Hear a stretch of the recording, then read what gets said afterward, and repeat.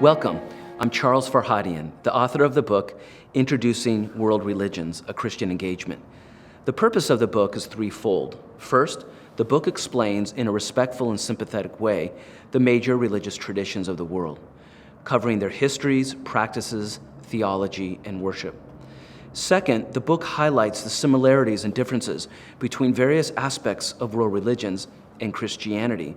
For instance, on the nature of God, the human soul, and the environment.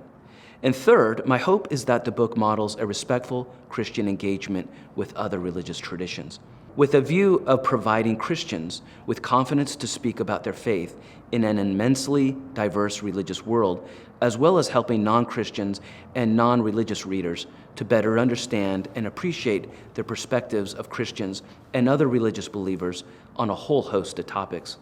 What's unique about this book is that its approach, one that combines a sympathetic perspective with a commitment to Christian uniqueness, provides Christians with guidance and confidence not to withdraw into the church, but rather to intervene in the public sphere with the gospel of Christ.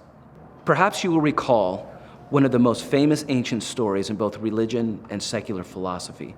It's a story about a group of blind men and an elephant.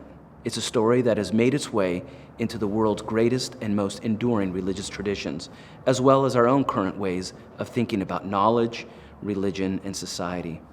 As you recall, the story goes something like this. 6 blind men are each told to touch an elephant and then describe the animal. Each blind man touches a different part of the animal and makes their report. The first one touched the elephant's sturdy side and exclaimed, "An elephant is like a wall." The second touched the elephant's tusk and said, "It's like a spear." The third, after touching the trunk, exclaimed, "It's like a snake." The fourth reached out and touched the elephant's leg and said, "It's like a tree." The fifth touched the ear and noted, "It is like a fan." And finally, the sixth touched the elephant's tail and exclaimed, "It's very much like a rope." This and other stories have been used to argue that all the religions are essentially the same, that they are geared toward the same reality with differences in names of God and theologies. As you read this book, ask yourself what may be universal about the world religions and what is unique. Are all the religions in the end just different ways to organize society, belief, and practice, being all the same? What do we do about differences?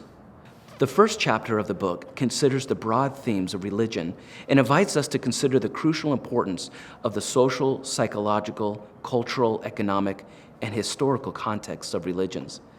As you read this chapter, see if you can recognize the themes discussed, particularly around the definitions of religion and the ways that religion concerns all of life.